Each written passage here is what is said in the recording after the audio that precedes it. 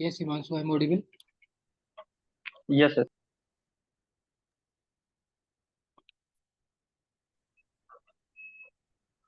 Yes, आपने कुछ study किया? हाँ, आज मैंने सीपीसीबी के बारे में और थोड़ा उत्तराखंड के बारे में स्टडी की।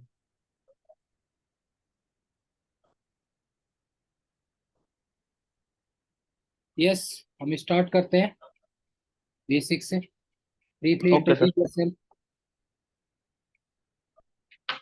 Sir, good evening sir. My name is Himanshu Papne and I am from Almora district of Uttarakhand. I have done my schooling from Rajiv Gandhi Navodaya Vidyalaya Uttarakhand and there after I move to Delhi to pursue my graduation, that is BSc honors chemistry from Khalsa College, University of Delhi. And after that I have done my post graduation, that is MSc chemistry from IIT Bombay. And apart from that, from last year I am preparing for government exam. My hobbies include playing cricket and watching movies. Yes, good. Yes, your name is Himanshu Papne. Yes, can you explain this Himanshu Papne? How do you feel about this name? Yes sir. Sir, Himanshu, if we break the word Himanshu, it means him plus Ansui. That means part of eyes. This represents coolness. And the another synonyms of my name is like Himanshu is another name of Chandrama. So yes, another synonym is Chandrama. Yes, good.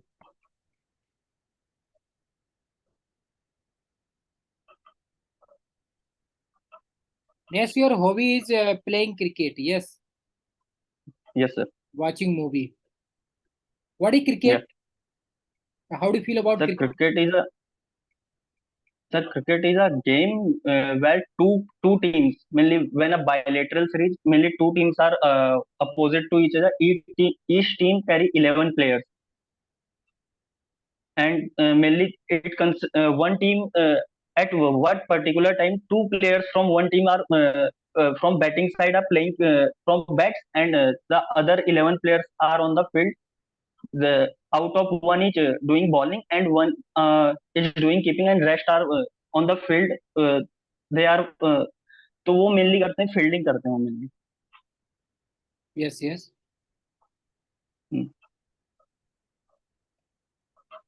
When did start cricket in the world? Do you have any idea? Cricket कब start हुआ था? Sir कुछ history पता है आपको? Sir cricket mainly England में start हुआ था, और ये जो 16th सेंचुरी थी तब से वहां पे खेला जाता है। 16th century yes. इंडिया ने फर्स्ट पहले टाइम मेनली कब? वहाँ। Yes, sir yes. इंडिया ने पहले सबसे पहले कब स्टार्ट किया था? सर इंडिया ने, सर इसके बारे में अभी ज्यादा आइडिया नहीं। यस, कोई नहीं। आईपीएल होता है इंडिया में, इसका क्या क्या आप क्या फील करते हो? How do feel about IPL in India? What the sir purpose? IPL sir IPL मतलब एक टूर्नामेंट स्टार्ट किया था बीसीसीआई ने इन 2008। ये इंडिया का फर्स्ट यूनिकॉर्न भी था। और इसके अलावा अगर आईपीएल के इम्पैक्ट देखे जाए तो सबसे पहला इम्पैक्ट है इंडियन इकोनॉमी में। ये बहुत ज्यादा कंट्रीब्यूट करता है इंडियन इकोनॉमी को बूस्ट करने में। उसके अलावा अगर देखा जाए तो इंडियन फ्रेटर्निटी को इंक्रीज करने में, क्योंकि यहाँ पे जो इनिशियली यहाँ पे 8 टीम्स थी, इन बिटवीन यहाँ पे 10 टीम्स भी आई, लेकिन उसके बाद अगेन 8 टीम्स होगी। तो यहाँ पे मेनली क्या होता है, इंडियन स्टेट्स के बीच में मैच होता है, तो इसमें एक डाइवर्सिटी देखने को मिलती है। और इसके अलावा अगर देखा जाए तो ये वर्ल्ड में सबसे ज्यादा पॉपुलर कोई टूर्नामेंट है क्रिकेट की हिस्ट्री में, तो आईपीएल है।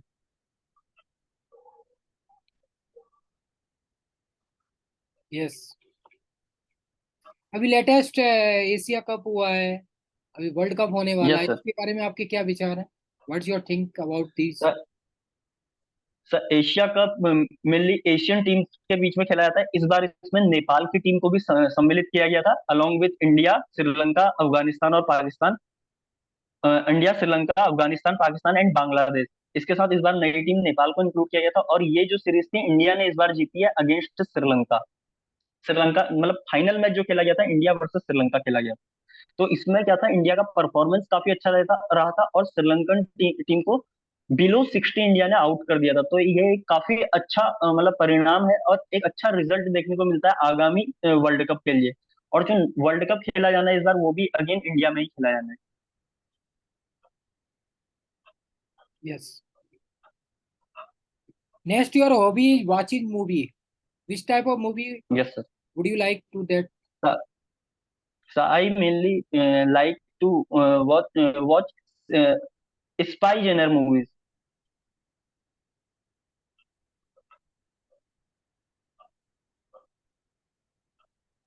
What the difference between Bollywood and Hollywood? So Hollywood mainly consists of American cinema, and Bollywood is mainly consist of Indian Hindi cinema mainly. Bollywood is consist of Hindi cinema. Yes. And India की बात करें तो India में what is the difference between Bollywood Tollywood so many तो different India में क्या है ना, हाँ, इंडिया में बहुत सारी लैंग्वेज बोली जाती है, तो लैंग्वेज के बेसिस पे यहाँ पे बहुत सारे जोन है, जैसे कि हिंदी रीजन में यहाँ पे बॉलीवुड है, वैसे ही साउथ के रीजन में यहाँ पे अलग अलग लैंग्वेज बोली जाती है, तो उन्हें कलेक्टिवली टॉलीवुड बोल दिया जाता है।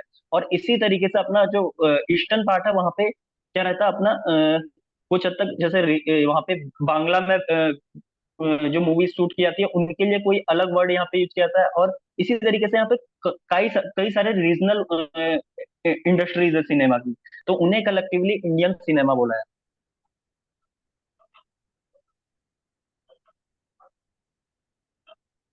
यस।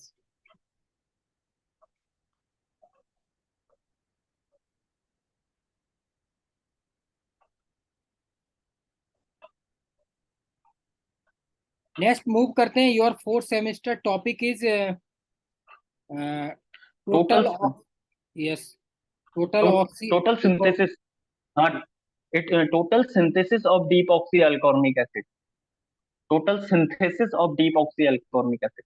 यस।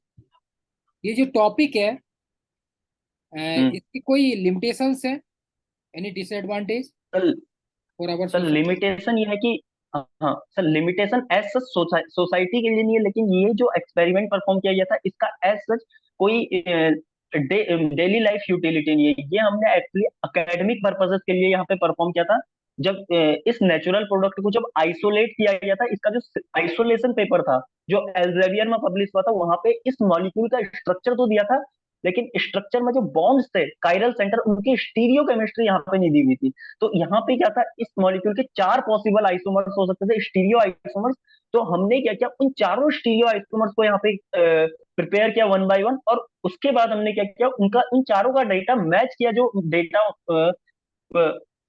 आपका आइसोलेशन पेपर में दिया हुआ था, और जिस स्ट्रक्चर से उसका डाटा कंफर्म मतलब मैच किया, तो हमने कंफर्म किया कि इस मॉलिक्यूल की स्टीरियो इस तरीके की होगी उन चारों में से। Yes good. तो ये हमें बताता है कि टोटल सिंथेसिस को हम एज अ टूल यूज कर सकते हैं स्ट्रक्चर या स्टीरियो इल्यूसिडेशन के लिए। यस। अभी ऐसी प्रेजेंटली अपनी what the beneficial of this topic for our society as presential present में कोई ऐसा एग्जांपल है जो आप बता सकते हैं से? Yes, yes sir. सर जैसे कि अगर मैं बात करूं, बहुत सारे हमारे क्या होते हैं एंटी कैंसर ड्रग्स होते हैं, जैसे कि अगर मैं बात करूं, टैक्सोल एक ड्रग है, टैक्सोल। यस यस तो तो टैक्सोल को यूज किया जाता है मेनली ब्रेस्ट कैंसर और जो ओवेरियन कैंसर होता है इनके ट्रीटमेंट के लिए। लेकिन जो टैक्सोल को अगर आप नेचुरली आइसोलेट करने जाएं तो ये यू ट्री से मिलता है, और यू ट्री क्या है, मेनली जापान में पाया जाता है और कुछ हद तक हिमालयन रीजन में पाया जाता है। लेकिन यहाँ पे एक लिमिटेशन यह है कि अगर आप नेचुरल नेचुरल मतलब पेड़ पौधों से इसे आइसोलेट करने जाएं, तो एक 100 ईयर का पेड़, 100 साल के पेड़ से आप आइसोलेट कर सकते हैं सिर्फ 100 ग्राम ऑफ टैक्सोल, जो कि काफी एक कम अमाउंट है, और इसके बाद इसकी जो पेड़ है वो काफी लिमिटेड है। तो अगर आप इसी तरीके से आइसोलेट करते जाएंगे, तो एक दिन ये क्या होगा, प्लांट क्या हो जाएगा, एक्सटिंक्ट हो जाएगा नेचर से। तो इसको हम क्या कर सकते हैं, सिंथेटिकली हम क्या कर सकते हैं, लैब्स में प्रिपेयर कर सकते हैं with the help of total synthesis. Total synthesis में एक्चुअली किया क्या जाता है, कॉम्प्लेक्स मॉलिक्यूल्स को कॉमर्शियली अवेलेबल सब्सटेंसेस की हेल्प से प्रिपेयर किया जाता है इन न्यूमरस स्टेप।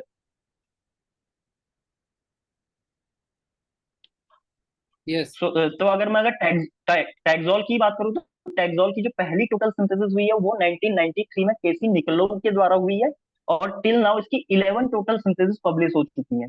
इन 2021 लास्ट टोटल सिंथेसिस हुआ published by a Chinese group.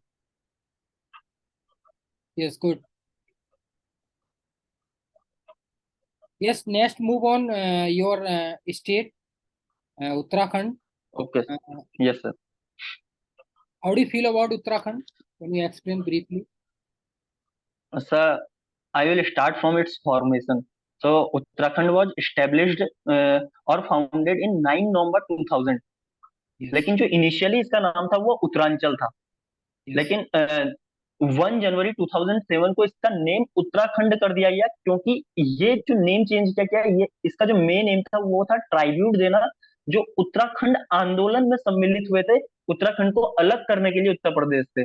उस टाइम पे क्या था, एक्चुअली अलग करने के पीछे जो रीजन था वो ये था कि उत्तराखंड का जो मेनली पार्ट है वो क्या है, हिली रीजन है। और हिली रीजन में डेवलपमेंट करना क्या है, काफी टफ है एज कम्पेयर टू, अगर मैं प्लेन टेरेन्स के मुकाबले में कंपेयर करूं उसको। तो उस टाइम पे गवर्नमेंट ने क्या किया, हिली रीजन पे खर्चा ज्यादा आता है और डेवलपमेंट कम दिखता है करके वहां पे डेवलपमेंट कम से कम किया, क्योंकि वहां पे खर्चा ज्यादा आता था। तो इसलिए उत्तराखंड के लोगों में एक बोल सकते हैं एक टाइप का द्वेष था या गुस्सा था कि हमें एक अलग राज्य चाहिए जिससे कि हम अपने ऊपर डेवलपमेंट कर सके। तो इसलिए उत्तराखंड को अलग करने की मांग की गई। और उसके बाद 9 नवंबर 2000 को उत्तराखंड अलग हो गया उत्तर प्रदेश से। अगर उत्तराखंड की मैं अगर मेन इकोनॉमिक मतलब जो इकोनॉमिक यहाँ पे इकोनॉमिक बूस्ट मिलता है उत्तराखंड को, उनमें जो सबसे पहला है एग्रीकल्चर, उसके बाद यहाँ पे टूरिज्म इंडस्ट्री काफी बढ़िया चलती है उत्तराखंड की। इसके अलावा अगर मैं बात करूँ तो उत्तराखंड में बहुत सारे टेम्पल्स हैं, जिसमें से मोस्ट फेमस अगर मैं बात करूँ तो चार धाम, या जो अपने पंच प्रयाग है, पंच केदार है। और इसके अलावा उत्तराखंड में ऋषिकेश सिटी है, जिसको योगा कैपिटल ऑफ उत्तराखंड भी कहा जाता है, योगा कैपिटल ऑफ वर्ल्ड कहा जाता है।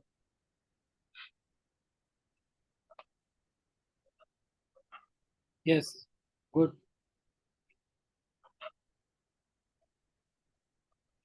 तो अभी उत्तराखंड यूपी से अलग हुआ था 2000 में 9 नवंबर। जैसे तीन यस सर। स्टेट अलग हुए थे, आपको आइडिया है कि वर्ल्ड में उस टाइम मतलब इंडिया में उस टाइम तीन नए स्टेट बने थे? कौन कौन से बने थे और सर किससे अलग हुए? एक तो आई थिंक उत्तराखंड था, और दूसरा जो था झारखंड था, आई थिंक झारखंड मध्य प्रदेश से अलग हुआ था। और तीसरे का सर मुझे झारखंड बिहार ना से ना अलग ना हुआ नहीं, था। झारखंड बिहार से अलग हुआ था। उसके अलावा छत्तीसगढ़ जो था मध्य प्रदेश से अलग हुआ था। ये तीन राज्य थे I think. Yes, 7 9 11 November 2000। Okay sir. 7 9 11 11 November. Okay, Jharkhand हुआ सात था, नौ फिर और ग्यारह ओके। उत्तराखंड हुआ था, फिर छत्तीसगढ़ हुआ। छत्तीसगढ़ हुआ था, ओके ओके, 7 9 और 11, हाँ काफी। Okay, thank you.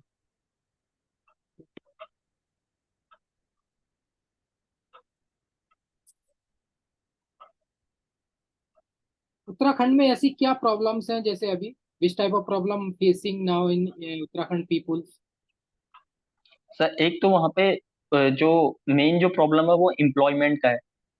तो वहां पे क्या है कि माइग्रेशन, एम्प्लॉयमेंट कम होने की वजह से माइग्रेशन दिल्ली की ओर को बहुत ज्यादा बढ़ रहा है। तो इनको एक तो रिजॉल्व करने के लिए मैं मतलब जो सोच सकता हूँ वो वहां पे हो सकता है कि छोटे जो उद्योग होते हैं वो स्थापित किए जा सकते हैं गवर्नमेंट के द्वारा। हालांकि अभी इसके लिए गवर्नमेंट काफी ज्यादा सब्सिडाइज भी कर रही है, जैसे कोई अगर चक्की मिल खोलना चाहता, आटा मिल खोलना चाहता, तो उस चीज के लिए जैसे लघु उद्योग वहां पे खोले, तो लोग वहां से पलायन ना करके, वहां से दिल्ली की ओर पलायन ना करके वहीं पे स्थिर रहे। तो आज के टाइम पे अगर पहाड़ी रीजन की मैं बात करूँ तो पॉपुलेशन काफी ज्यादा कम हो चुकी है। पहला जो मेजर प्रॉब्लम है वो ये है। उसके अलावा अगर देखा जाए तो उत्तराखंड क्या है, काफी रिच है संसाधनों के मामले में। अगर देखा जाए, वाटर रिसोर्स हो गया, फॉरेस्ट हो गया, तो काफी बढ़िया उत्तराखंड में। लेकिन उसके बावजूद वहां पे जो क्लाइमेट चेंज की वजह से, पहले ग्लेशियर जो हुआ करते थे उसकी वजह से वहां पे क्या हो रहा है, ग्लेशियर आज बहुत तेजी से पिघल रहे हैं, जिसकी वजह से वहां पे बाढ़ वगैरह का काफी ज्यादा खतरा रहता है। तो दूसरा जो लिमिटेशन है, जब बरसात के सीजन में एवरी ईयर वहां पे बाढ़ आती है। तो दूसरा लिमिटेशन में ये समझता हूँ यहाँ पे। और इसी के अलावा क्लाइमेट रिलेटेड इशू और भी हैं कुछ, जैसे डिफोरेस्टेशन वगैरह होता है। उसके अलावा फॉरेस्ट फायर वहां पे का मेजर प्रॉब्लम रहता है। कई बार क्या होता है कि लोगों के घर तक आग पहुंच जाती है गर्मियों के टाइम पे। जो गांव में लोग रहते हैं उनके घर क्या होते हैं एक्चुअल में, जंगल के ही पास होते हैं, तो वहां पे क्या होती है, आग पहुंच जाती है। तो एक मेजर प्रॉब्लम ये भी है।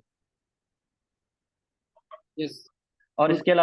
उसके अलावा अगर मैं एज अ यूथ अपनी बात करूँ तो मैंने वो चीज आपसे बोली थी यहाँ पे क्या होता है, एक तो एग्जाम्स बहुत लेट में होते हैं, एग्जाम्स होते भी है तो वो मोस्ट ऑफ द टाइम क्या होता है, लीक लीक हो जाता है एग्जाम, तो ये एक मेजर प्रॉब्लम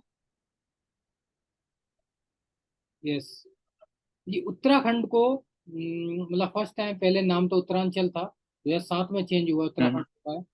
तो यूपी यस से ये अलग किया गया, तो इसमें क्या चेंजेस आए? आपको क्या लगता है? 2000 से लेके 2023 चल रहा है, तो 23 साल में कितना चेंज, 23 के 24 साल हो गए, इतना, हाँ 23 हो गई समथिंग, तो चेंज अलग हुआ है, तो उसमें आप क्या चेंजेस देखे हैं इसे? How do feel about?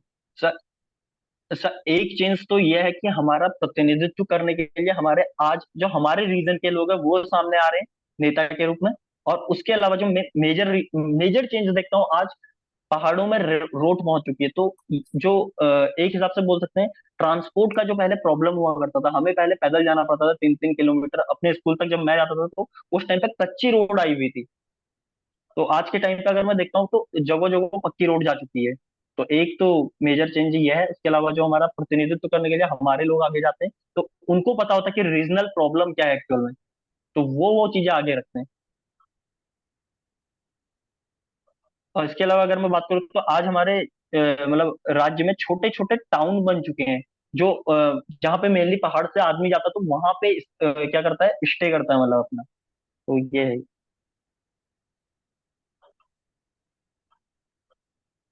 Uttarakhand की लिटरेसी कितनी है?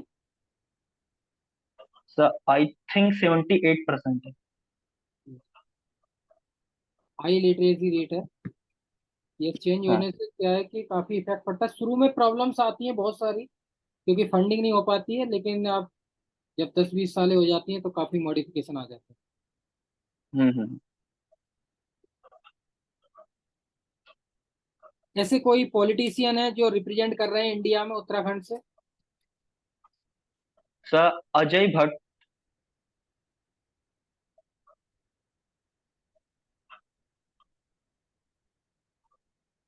यस। नेक्स्ट मूव करते हैं अनदर क्वेश्चंस। जैसे, why will you become a scientist be in CPCB? Explain briefly. Sir okay sir. Sir मैंने जो अपनी पोस्ट ग्रेजुएशन और ग्रेजुएशन की है वो केमिस्ट्री में की है। और यहाँ पे अगर देखें तो एनालिटिकल टूल्स का काफी ज्यादा यूज किया जाता है सीपीसीबी में, टू आइडेंटिफाई एंड मतलब क्वालिटेटिवली और क्वांटिटेटिवली एस्टिमेट करने के लिए कि वहाँ पे किस तरीके के आपके पॉल्यूटेंट वगैरह है, तो उसको एज अ केमिस्ट में यहाँ पे काफी बढ़िया तरीके से उस रोल को निभा सकता हूँ। तो पहला रीजन ये है। उसके अलावा अगर मैं दूसरे रीजन की बात करूँ तो मैं लास्ट 1 ईयर से अनएम्प्लॉयड हूँ। और मैंने काफी ज्यादा मेहनत की है, और काफी एफर्ट्स लगाए हैं एक साइंटिस्ट बनने के लिए। मेरा एक सपना रहा साइंटिस्ट बनना, और आज मतलब इस इंटरव्यू की हेल्प से मैं एक कदम आगे बढ़ा लूंगा उस सपने को पूरा करने में, तो ये एक रीजन होगा। Yes sir. Yes, good. Next question, why they will be you selected in CPCB? What the reason from your side? हम आपको क्यों सिलेक्ट सर करें? बताइए अपना रीजन, से क्या सर क्वालिटी है इसका भी आपकी? ऐसे, सर एक तो क्वालिटी है कि मैं हार्ड वर्किंग हूँ काफी ज्यादा। तो अगर मैं यहाँ पे सेलेक्ट होता हूँ तो मैं अपना 100% देने की कोशिश करूंगा। Yes, good. यानी और इसके अलावा मैं बता चुका हूँ कि मेरा जो यहाँ पे जो रोल होता है वो मेनली एक साइंटिस्ट के रोल के लिए मैं अप्लाई कर रहा हूँ। और मेरी क्वालिटीज जो कि मैंने टूल्स वगैरह परफॉर्म किए हैं अपने ग्रेजुएशन और पोस्ट ग्रेजुएशन में, वो यहाँ पे क्या करेंगे, मुझे बाकियों के मुकाबले एक एज देते हैं। लाइक लाइक मैंने आईआईटी बॉम्बे से एमएससी की है, तो वहां पे मैंने बहुत सारे एनालिटिकल टूल्स का यूज किया, जैसे कि मैं खुद आईआर मशीन पे बैठ के आईआर स्पेक्ट्रम ले सकता हूँ और उसको एनालाइज कर सकता हूँ, उससे डाटा इंटरप्रेट कर सकता हूँ। इसके अलावा मैं काफी सारे एनालिटिकल टूल, जैसे कि अ, मतलब टूल पे मैं एज अ सर्वर बैठा नहीं हूँ, लेकिन उसके अलावा जो वहां से ग्राफ वगैरह आते हैं, जो आपके ग्राफ आते हैं, तो उनसे मैं डाटा इंटरप्रेट करके प्रेजेंट कर सकता हूँ काफी बढ़िया तरीके से। Yes, good point.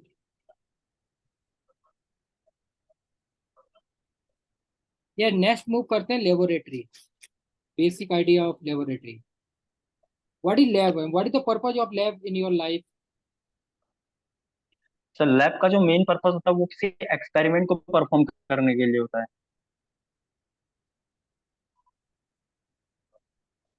Yes. What the difference between qualitative and quantitative analysis? Any? Qualitative and quantitative. Sir qualitative में हम मेनली क्या करते हैं, कौन सा एलिमेंट प्रेजेंट है वो फाइंड करने की कोशिश करते हैं। और क्वांटिटेटिव में हम ये फाइंड करने की कोशिश करते हैं कि वो अमाउंट में कितना प्रेजेंट है, उसकी क्वांटिटी कितनी है, ये हम फाइंड करने की कोशिश करते हैं। Yes, good. What the difference between volumetry and gravimetric analysis? Sir volumetric and gravimetric. Sir volumetric में हम मेनली क्या करते हैं, मेनली टाइट्रेशन करते हैं। हम क्या करते हैं, एक फिक्स्ड अमाउंट ऑफ वहां पे क्या ले लेते हैं, एनालाइट ले लेते हैं और उसे टाइट्रेट करते हैं अगेंस्ट जिसकी हमें मोलैरिटी पता होती है। तो यहाँ पे हम मेनली वॉल्यूम के साथ डील करते हैं, लेकिन ग्रेविमेट्रिक में हम क्या करते हैं, जो हमारा हम वहां पे मास के साथ डील करते हैं। और दोनों ही क्वांटिटेटिव मेथड है।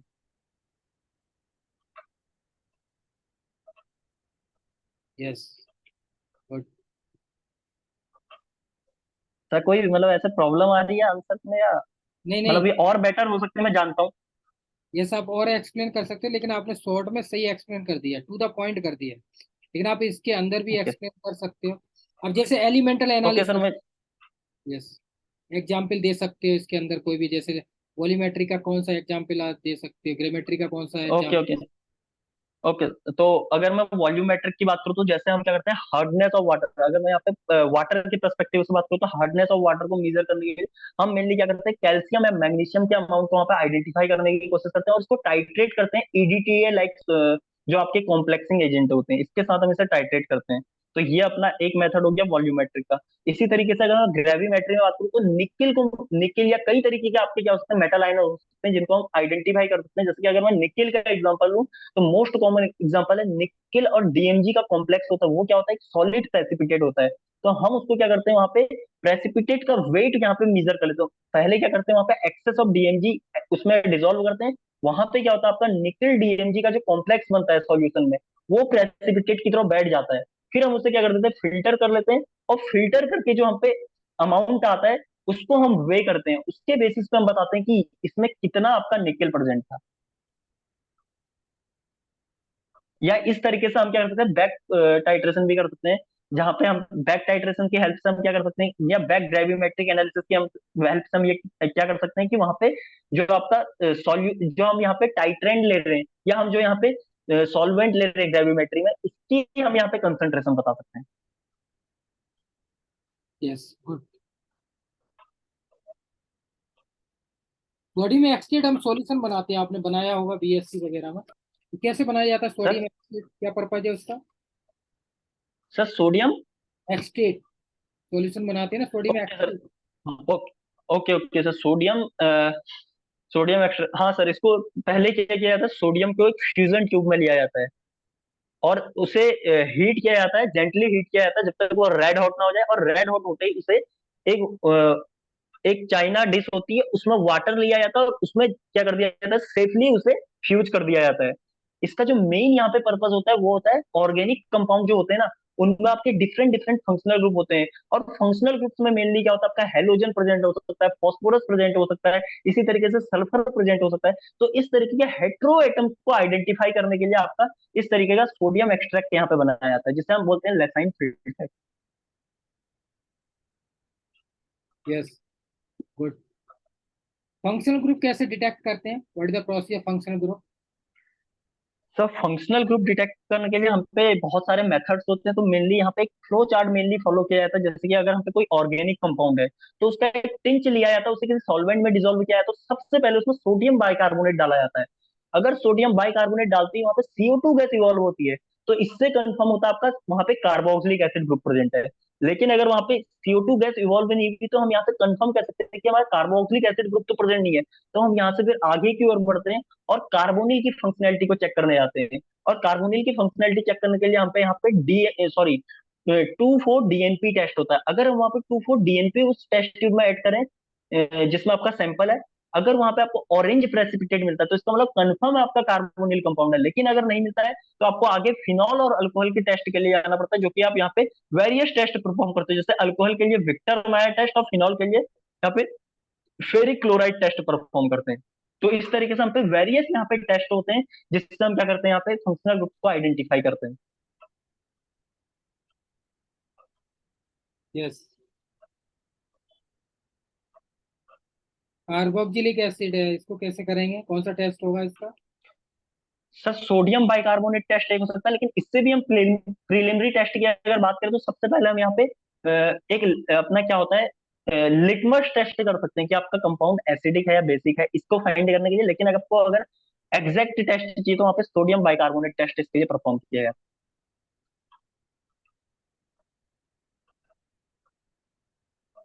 एस्टर टेस्ट, तो सर ये ester test, aldehyde ketone. Ester test, sir ketones, aldehyde and ketones, okay. तो सबसे पहले अगर कार्बोनिल फंक्शनैलिटी के लिए यहाँ पे 2,4 डीएनपी टेस्ट किया जाता है, तो इससे कंफर्म होता है कि आपके कंपाउंड में क्या है। अगर वहां पे ऑरेंज पीपीटी आती है 2,4 डीएनपी ऐड करने के बाद, तो ऑरेंज पीपीटी कंफर्म करती है कि आपका कार्बोनिल कंपाउंड है। लेकिन ये कार्बोनिल कंपाउंड अगेन क्या हो सकता है, आपका कीटोन हो सकता है या एल्डिहाइड हो सकता है। तो इनके बीच डिस्टिंग्विश करने के लिए हम यहाँ पे टोलेंस टेस्ट परफॉर्म करते हैं। तो जो आपके एल्डिहाइड होते हैं वो टोलेंस टेस्ट यहाँ पे पॉजिटिव देते हैं, और आपको सिल्वर अमोनिकल नाइट्रेट, जिसे टोलेंस रिएजेंट बोला जाता है, तो उसके साथ रिएक्ट करके हमें यहाँ पे सिल्वर मिरर देते हैं, यानी कि एक चांदी की परत दे देते हैं, जिससे कंफर्म होता है कि आपका कंपाउंड क्या है, एल्डिहाइड है, अगर ये टेस्ट पॉजिटिव आता है। अगर ये टेस्ट पॉजिटिव नहीं आ रहा है तो इसका मतलब श्योर एंड श्योर आपका कंपाउंड क्या है, यहाँ पे कीटोन है।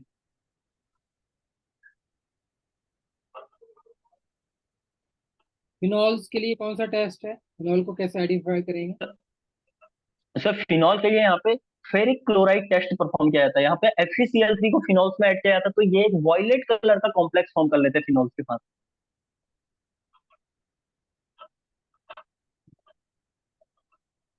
Yes, good, good explain, basic.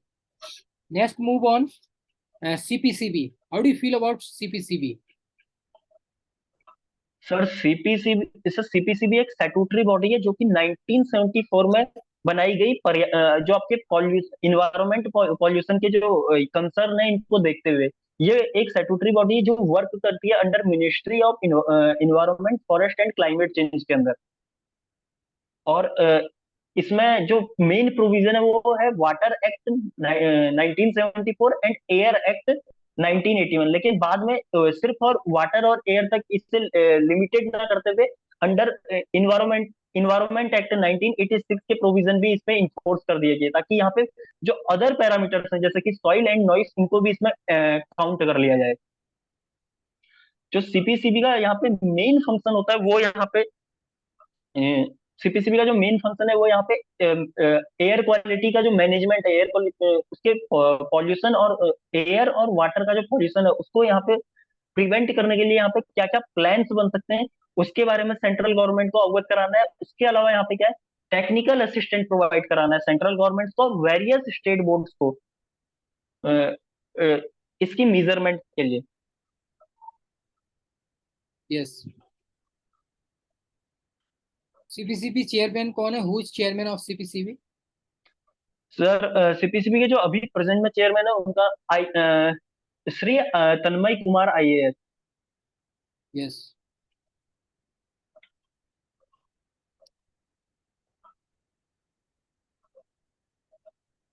CPCB का पर्पज क्या है, रोल क्या है, what is the purpose and beneficial for these our society?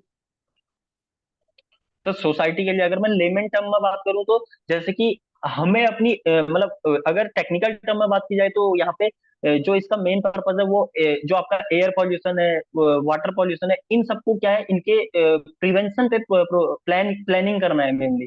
ठीक है। लेकिन अगर मैं सोसाइटी के पर्सपेक्टिव से बात करूं तो मुझे यहाँ पे कैसे पता चले कि मैं जिस इन्वायरमेंट में रह रहा हूँ तो इसकी एयर क्वालिटी कैसी है। अगर एग्जांपल ले तो यहाँ पे एयर क्वालिटी इंडेक्स सीपीसीबी ने एक एयर क्वालिटी इंडेक्स टाइप का स्केल है वो बनाया हुआ है सोसाइटी के लिए। तो अगर आपका एयर क्वालिटी यहाँ पे इसको 6 जोन में इसने डिवाइड कर दिया है, 1 to 50, मतलब आपका जो एयर क्वालिटी है वो काफी बढ़िया है, और 400 to 500 वाला जो रीजन है वो काफी घटिया। तो इस तरीके से अगर हमें स्केल के बारे में पता है तो हम बहुत इजीली यहाँ पे आइडेंटिफाई कर सकते हैं, ऐसा मतलब सिविल पर्सन मैं बहुत इजीली आइडेंटिफाई कर सकता हूँ कि मैं किस तरीके की यहाँ पे इन्वायरमेंट में रह रहा हूँ। तो एक तो इसका जो सोसाइटी के लिए बेनिफिट है कि हम इजीली क्या कर सकते हैं, अपने इन्वायरमेंट को आइडेंटिफाई कर सकते हैं। और अगर इसके अलावा अगर मैं बात करूँ तो यहाँ पे एडवाइजरी निकलती है जो जैसे कि दिल्ली में अगर बात कर दी की जाए तो यहाँ पे सर्दियों में क्या होता है, पॉल्यूशन बहुत फैल जाता है। तो इसके लिए जो एडवाइजरी निकलती है जैसे कि N95 मास्क पहन के जाओ, तो ये सब कुछ सेंट्रल गवर्नमेंट करती है। लेकिन इसके लिए यहाँ पे जो सेंट्रल गवर्नमेंट को एडवाइस करने वाली जो समिति है वो कौन सी है? आपकी CPCB।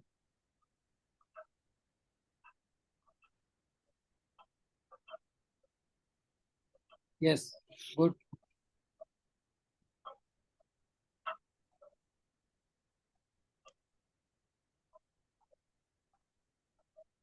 CPCB और SBCB में क्या डिफरेंस है? इन दोनों का पर्पज क्या है? What the difference? सब पर्पस दोनों का एग्जैक्टली सेम है कि यहाँ पे करना क्या है, जो पॉल्यूशन वगैरह है उनकी मॉनिटरिंग करनी है। और जो आपका पॉल्यूटेंट है, किसका लेवल हाई जा रहा है, किसका लेवल लो जा रहा है, इन सबको मॉनिटर करके इनका जो चार्ट वगैरह है ये गवर्नमेंट को प्रोवाइड करना है। बट डिफरेंस ये है कि CPCB क्या एक सेंट्रल बॉडी है जो सेंट्रल बोर्ड सेंट्रल गवर्नमेंट के द्वारा गवर्न की जाती है। और SPCB क्या होते हैं, स्टेट बोर्ड्स होते हैं, तो स्टेट गवर्नमेंट के द्वारा यहाँ पे गवर्न किए जाते हैं। Yes, good. What does CPCB stand for? Sir central board of CPCB, central board, central pollution control board, sir central pollution control board. Yes, yes. ये what does CPCB stand for, ये stand किसके लिए लेता है? Stand for, CPCB stand for. Okay sir, ये sir, मतलब मैं समझ नहीं पाया क्वेश्चन। मतलब ये किसके लिए स्टैंड रहता है? जैसे पॉल्यूशन है, वाटर पॉल्यूशन, किसके लिए रहता है? Air sir pollution. ये सर ये इन्वायरमेंट में होने वाले जितने भी पॉल्यूशन मिल रही अभी तो नॉइज पॉल्यूशन वगैरह के लिए भी स्टैंड लेना है। इनिशियली ये वाटर और एयर पॉल्यूशन पे इसका मेजर इम्फेसिस था, लेकिन अभी नॉइज पॉल्यूशन के लिए भी बहुत सारे प्रोग्राम इससे निकाले, air pollution noise pollution management के लिए भी बहुत सारे प्रोग्राम निकाले हुए। Yes. What air pollutant are monitored by CPCB? Sulphur dioxide, yes. उसके अलावा ऑक्साइड्स ऑफ नाइट्रोजन, जैसे कि आपका NO हो गया, NO2 हो गया, इस तरह की जो ऑक्साइड्स ऑफ नाइट्रोजन होते हैं ये मॉनिटर किए जाते हैं। उसके अलावा जो सस्पेंडेड पर्टिकुलर मैटर 10 है वो, और उसके अलावा जो सस्पेंडेड पर्टिकुलर मैटर 2.5 है वो मॉनिटर किया जाता है। इसके अलावा यहाँ पे जो ग्रीन हाउस गैसेज हैं ये मॉनिटर की जाती है। अगर इसके अलावा यहाँ पे बात की जाए तो जैसे कि आपके वाटर ड्रॉपलेट्स होती हैं, जैसे कि हम वाटर वेपर्स बोल देते हैं जिन्हें, वो भी यहाँ पे और उसके अलावा विंड स्पीड किसी रीजन की अगर यहाँ पे मेजरली इंफोसिस किया जाए किसी रीजन पे, तो वहाँ पे की विंड स्पीड क्या है, वहाँ पे का क्लाइमेट क्या है, ये भी मेजर किया जाता यस।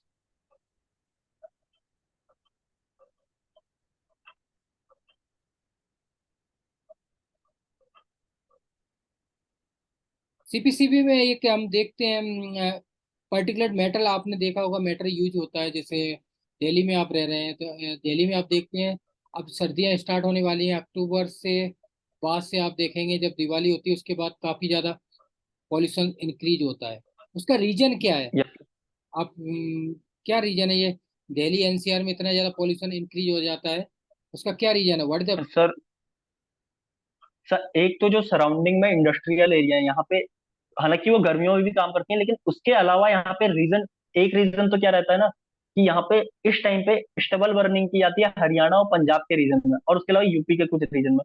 तो उसका जो धुआं होता है, उसका जो फॉग होता है, वो मेनली क्या है, दिल्ली के रीजन में आके स्टक हो जाता है। तो एक तो रीजन यह है। उसके अलावा इसको यहाँ पे रेनफोर्स करता है, ये जो मैं इंडस्ट्री वाला रीजन बोल रहा हूँ कि यहाँ पे इंडस्ट्रियल एरिया बहुत सारे हैं, जैसे कि नोएडा, गुरुग्राम वगैरह। तो यहाँ पे से भी पॉल्यूशन क्या है, दिल्ली वाले रीजन में यहाँ पे कुछ हद तक देखा जाता है। तो ये मेजर रीजन है। इसके अलावा जो यहाँ पे प्राइवेट व्हीकल चलते हैं वो नंबर में बहुत ज्यादा है, जिसकी वजह से सिर्फ पॉल्यूशन की ही यहाँ पे प्रॉब्लम नहीं आती है, ट्रैफिक की भी बहुत बड़ी प्रॉब्लम है।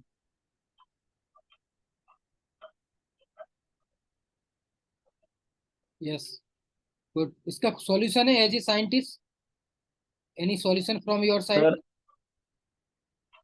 सर एज अ साइंटिस्ट एक एक तो जो इम्प्लीमेंटेशन चलती है वो जैसे कि यहाँ पे इसको वो कर देना चाहिए, मतलब जो आप भारत जो आपका वो रहता है, भारत स्टेज 6 की गाड़ियां चलनी चाहिए, जो कि मेनली यहाँ पे इंफोसिस करता है जितने भी आपके सल्फर डाइऑक्साइड या सल्फर के जो वो होते हैं, उनको ये क्या कर देता है, कंप्लीटली बर्न कर देता है, जो सल्फर की इम्प्योरिटी निकलती है। उसके अलावा जो नाइट्रोजन के ऑक्साइड की जो इम्प्योरिटी निकलती है, उनको कंप्लीटली बर्न करता है। ठीक है, तो इस तरीके से यहाँ पे भारत स्टेज 6 की जो गाड़ियां हैं, उनको कंपलसरी कर देना चाहिए सर्दियों में।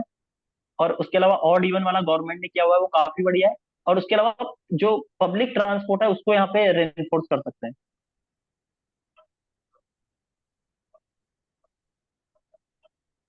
यस। PM 2.5 लिक्वल माना, इक्वल मतलब नॉर्मल माना जाता है, यहाँ पे इंक्रीज हो जाता है PM 10.5। उससे क्या इफेक्ट पड़ता है ह्यूमन लाइफ पे? What the effect of increase of PM 10.0? Sir what the effect of human life? Sir इससे सर इससे मेनली जो यहाँ पे दिल्ली में रेस्पिरेशन की जो प्रॉब्लम है, वो मेनली बहुत ज्यादा बढ़ जाती है। मतलब जो ओल्ड पीपल होते हैं, उनको एडवाइस किया जाता है कि उनको कम से कम बाहर निकलना चाहिए। यस। नेक्स्ट, CPCB में ये साइंटिस्ट भी है। यस, पोस्ट का यस नाम है सर। साइंटिस्ट भी। तो what is the difference between CPCB scientist, BRC scientist, DRDO, ISRO? What the difference of these scientist post? What the role? Sir mainly अगर मैं BARC से बात करूँ, तो BARC आता है डिपार्टमेंट ऑफ एटॉमिक एनर्जी। तो वहां पे जो एक्सपेरिमेंट या वहां पे जो साइंटिस्ट काम करते हैं, तो वो परफॉर्म करेंगे जैसे कि कोई एटॉमिक एनर्जी रिलेटेड जो काम होते हैं। जैसे कि कोई वहां पे कोई क्या बोलते हैं उसे, ऐसा मुझे वर्ड याद नहीं आ रहा। न्यूक्लियर? हाँ, न्यूक्लियर पावर प्लांट, तो वो उन्हें वहां पे संभालना होता है। लेकिन अगर यहाँ पे देखा, अगर इसके अलावा मैं DRDO की बात करूँ, तो DRDO में मेनली यहाँ पे जो केमिस्ट्री आता है, वो मेनली लिक्विड प्रोपल्सन वगैरह पे काम करता है। ठीक है, और लेकिन अगर यहाँ पे देखा जाए, तो यहाँ पे एक हिसाब से देखें तो क्वालिटेटिव एनालिसिस या क्वांटिटेटिव एनालिसिस जो हमें प्रोवाइड करना होता है डाटा गवर्नमेंट को, और जो एवरी वीक यहाँ पे अपडेट होता है ITO पे, तो उसका एनालिसिस हमें करना होता है।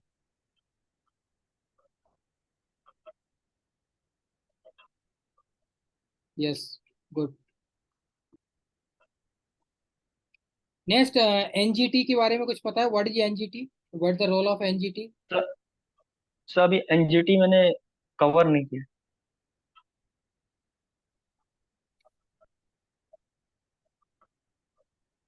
CPCB में कितने जोन है? How many zones? Sir zones का अभी सर 5 जोन्स आई थिंक, मैं मतलब 9। श्योर नहीं हूँ, लेकिन 5 zone, 9, total 9 zone. 9 zones, okay 9 zone. What is the difference between BOD and COD? Sir BOD and COD, biological sir oxygen full demand. Form, हाँ हाँ, biological oxygen demand and chemical oxygen demand. Sir इसका as such मुझे अभी मतलब definition पता नहीं। Sir pollution. Mainly एक क्या होती है ना, कि जब आपका बैक्टीरिया किसी सब्सटेंस को डिकम्पोज करता है वाटर में, तो उसके दौरान कितनी एयर चाहिए, कुछ इस टाइप का है। मतलब मैं रिकॉल नहीं कर पा रहा हूँ प्रॉपरली।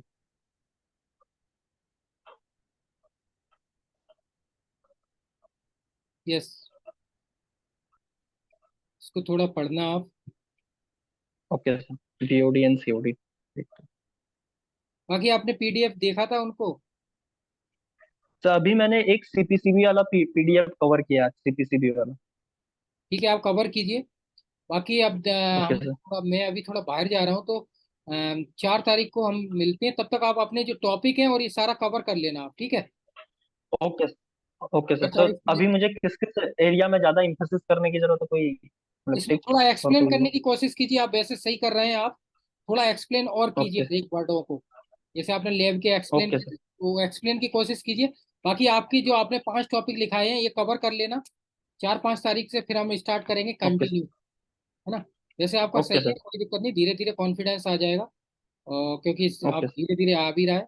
आपको आइडिया लग ही गया होगा कि किस तरह से क्वेश्चन रहते हैं, ठीक है ना? हम्म। बाकी कोई प्रॉब्लम नहीं, बाकी सब सही है, आपका कोई दिक्कत नहीं, धीरे धीरे सब आ जाएगा। अब तक ये कि आपके जो ओके, टॉपिक है, थैंक आपने जो लिखा रखे हैं टॉपिक, उन टॉपिक पे कवर